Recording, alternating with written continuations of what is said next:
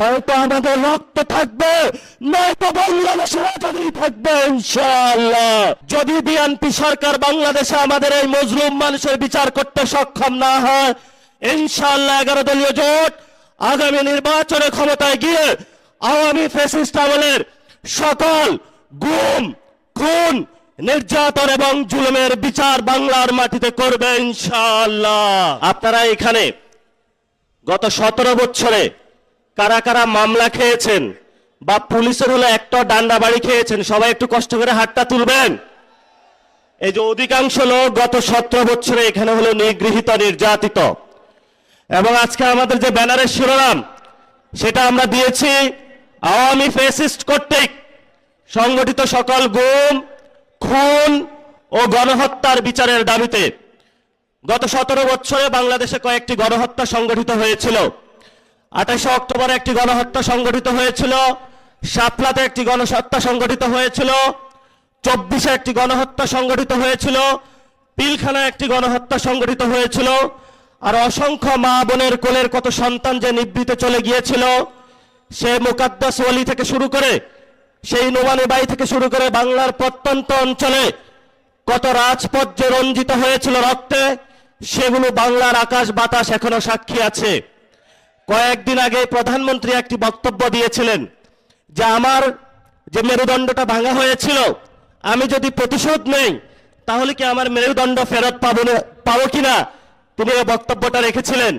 আমি সবিনয়ে মাননীয় প্রধানমন্ত্রীর কাছে জানাতে চাই, এই যে এখানে এতগুলো মানুষ উপস্থিত হয়েছে, যাদেরকে অন্ধকার প্রকোষ্ঠে রাখা হয়েছিল, যাদের বাপকে হলো থানায়, জেলায়, পুরো বাংলাদেশের বিভিন্ন কারাগারে ঘুরানো হয়েছিল, এই মানুষগুলো প্রতিশোধ চায় না, কিন্তু আমরা বিচারে বিশ্বাসী, আমরা বাংলাদেশে বিচার চাই। যদি বিএনপি সরকার বাংলাদেশে আমাদের এই মজলুম মানুষের বিচার করতে সক্ষম না হয়, ইনশাআল্লাহ 11 দলীয় জোট আগামী নির্বাচনে ক্ষমতায় গিয়ে আওয়ামী ফ্যাসিস্ট আমলের সকল গুম, খুন, নির্যাতন এবং জুলুমের বিচার বাংলার মাটিতে করবে ইনশাআল্লাহ। বিচারের দাবিতে আমরা মাঠে ছিলাম, আছি, ভবিষ্যতে থাকব। বিচার নিয়ে আমরা কোনো 1 সেকেন্ডও কোনো কম্প্রোমাইজ করব না।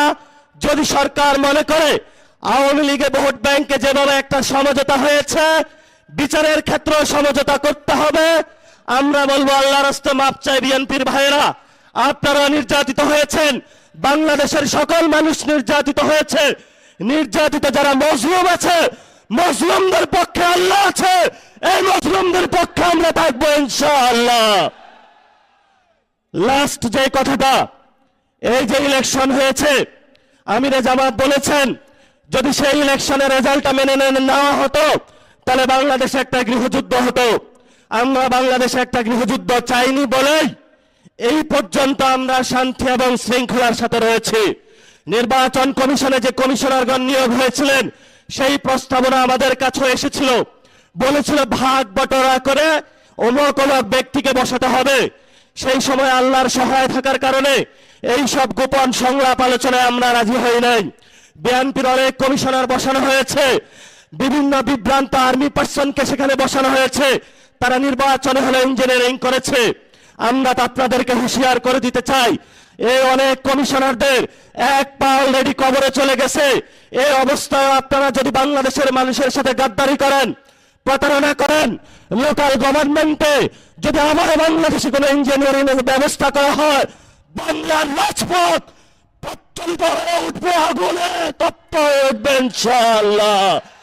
আপনারা লোকাল গভর্নমেন্টে সবাই প্রস্তুত থাকবেন ইনশাআল্লাহ। মাঠে হয়তো আমাদের রক্ত থাকবে, নয়তো বাংলাদেশের আজাদী থাকবে ইনশাআল্লাহ।